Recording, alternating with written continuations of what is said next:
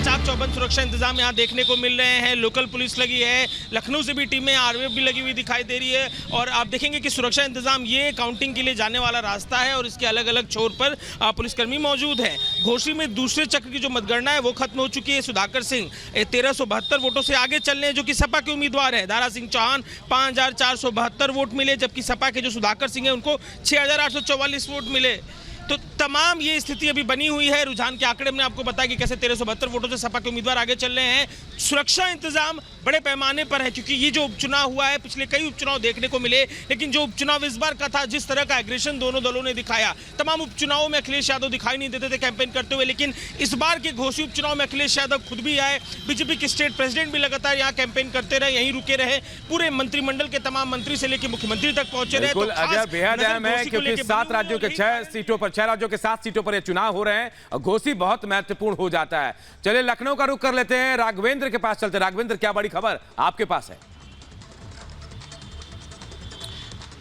देखिए, मुख्यमंत्री योगी आदित्यनाथ ने सनातन विरोधियों को करारा जवाब दिया है। कल कृष्ण जन्माष्टमी के अवसर पर यहीं लखनऊ के पुलिस लाइन में मुख्यमंत्री योगी आदित्यनाथ ने कहा कि सनातन को मिटाने वाले स्वयं मिट गए हैं, लेकिन सनातन नहीं मिटा है। सनातन वह धर्म है जो मानवता के कल्याण के लिए बना है, और अगर सनातन धर्म पर अगर दुनिया चलती है, सनातन की राह पर दुनिया चलती है, तो मानवता के कल्याण पर चलेगी। योगी आदित्यनाथ ने कहा कि इसके पहले भी जिन जिन लोगों ने धर्म को नाश करने के लिए तमाम तरह के षड्यंत्र रचे हैं, तो हमारे जो ईश्वर हैं, जो हमारे भगवान हैं, वो किसी न किसी शक्ति पुंज के रूप में अवतरित होते हैं और ऐसे अराजक तत्वों का विनाश करते हैं। तो मुख्यमंत्री योगी आदित्यनाथ राघवेंद्र, सीएम योगी आदित्यनाथ ने उन तमाम विरोधियों पर हमला बोला है जो कि सनातन पर अटैक करते हुए नजर आ रहे थे। क्या कुछ सीएम योगी आदित्यनाथ ने कहा है, आइए आपको सुनाते हैं।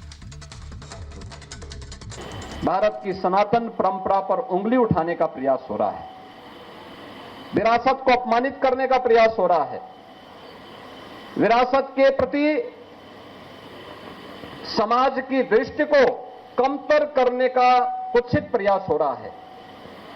लेकिन इनसे सब भूल गए कि जो सनातन नहीं मिटा था, रावण के अहंकार से जो सनातन नहीं टिका था, कंस के हुंकार से जो सनातन नहीं मिटा था, बाबर और औरंगजेब के अत्याचार से वह सनातन इन तुच्छ सत्ता परजीवी जीवों से क्या मिट पाएगा। आज इनको स्वयं अपने कृत्यों पर लज्जित होना चाहिए। मानवता का धर्म जो सनातन धर्म है, उस पर उंगली उठाने का मतलब मानवता को संकट में डालने का कुत्सित प्रयास।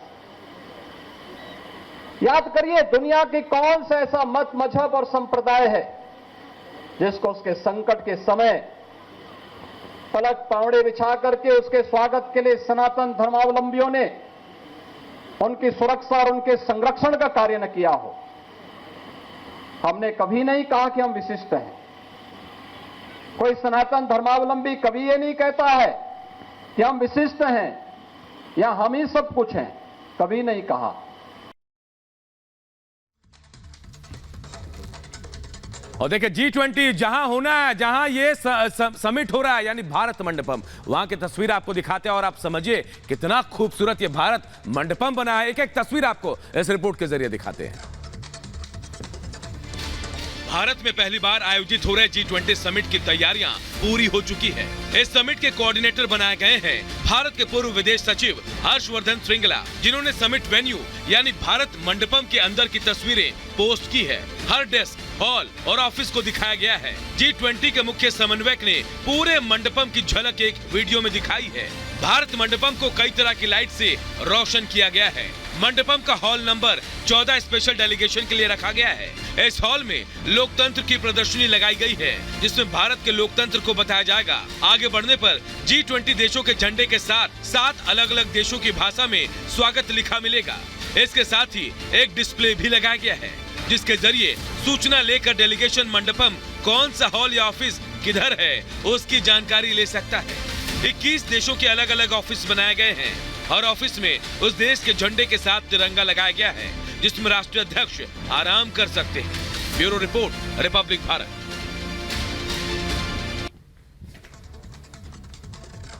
तो भारत और भारत मंडपम दोनों तैयार है, बस विदेशी मेहमानों का इंतजार है। उधर G20 शिखर सम्मेलन में हिस्सा लेने के लिए अमेरिकी राष्ट्रपति जो बाइडेन भी निकल चुके हैं। देखिए 1 मिनट की पूरी रिपोर्ट।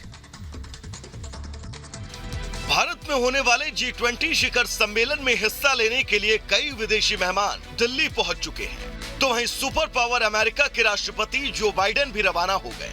वॉशिंगटन के एयरफोर्स 1 जेट से एंड्रयू एयरबेस से रवाना हुए। बाइडेन का विमान थोड़ी देर के लिए जर्मनी के रामस्टीन में ईंधन भरने के लिए रुकेगा और फिर उड़ता हुआ शाम 6:55 पर एयरफोर्स 1 विमान दिल्ली में लैंड करेगा। दिल्ली पहुंचते ही G20 मीटिंग से पहले प्रधानमंत्री नरेंद्र मोदी के साथ बाइडेन की महत्वपूर्ण बैठक होने वाली है, जिसमें दोनों देशों के बीच द्विपक्षीय वार्ता होगी। अमेरिकी राष्ट्रपति G20 नेताओं के शिखर सम्मेलन से पहले सत्र वन अर्थ में हिस्सा लेंगे। शिखर सम्मेलन के दूसरे सेशन G20 का एक परिवार में हिस्सा लेने का कार्यक्रम है।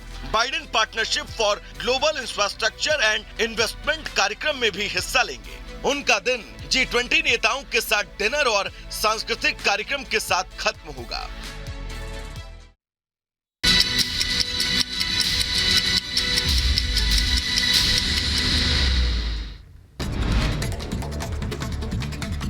अर्जेंटीना के राष्ट्रपति अल्बर्टो फर्नांडिस दिल्ली पहुंचे। G20 समिट में होंगे शामिल। केंद्रीय मंत्री फग्गन सिंह कुलस्ते ने किया स्वागत।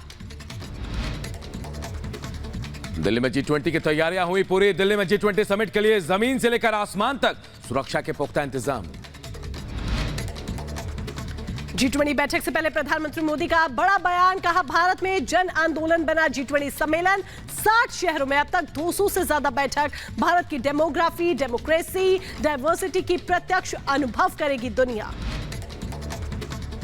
G20 समिट के लिए आज भारत आएंगे अमेरिकी राष्ट्रपति जो बाइडेन। पीएम मोदी से करेंगे द्विपक्षीय वार्ता। आज शाम 6:55 पर दिल्ली पहुंचेंगे अमेरिकी राष्ट्रपति जो बाइडेन। जो बाइडेन को रिसीव करने के लिए जाएंगे केंद्रीय मंत्री वीके सिंह। लोगों को दिल्ली पुलिस की सलाह 8 से 10 सितंबर तक मेट्रो का करे उपयोग। बसों की आवाजाही रहेगी प्रतिबंधित। G20 समिट को लेकर रेलवे का बड़ा फैसला, 11 सितंबर तक कैंसिल है 200 से अधिक ट्रेनें। मथुरा के कृष्ण जन्मभूमि मंदिर में जन्माष्टमी की धूम, ढोल नगाड़े और शहनाई से गूंजी जन्मभूमि। 251 किलो पंचामृत से भगवान श्री कृष्ण का अभिषेक किया गया। नोएडा में रिटायर्ड आईएएस अफसर पर कुत्तों ने बोला हमला, कुत्ते के काटने से घायल। 74 वर्षीय रिटायर्ड आईएएस ऑफिसर अस्पताल में भर्ती। बिहार के सीतापुर में चोरों के हौसले बुलंद, घर का ताला तोड़कर लाखों के जेवर और नकदी समेत लाखों रुपए की चोरी को अंजाम दिया। उत्तर प्रदेश के बुलंदशहर में हाई टेंशन लाइन की चपेट में आने से 2 किसानों की मौत। खेत में चारा काटने गए थे किसान। मुंबई के कुर्लाई स्थित कुरैशी नगर में झुग्गी बस्ती में आग लगने की घटना, दमकल कर्मी मौके पर पहुंचे। बहराइच में अज्ञात कारणों से मोबाइल की दुकान में लगी भीषण आग, मौके पर पहुंचे दमकल की 2 गाड़ियों ने आग पर पाया काबू।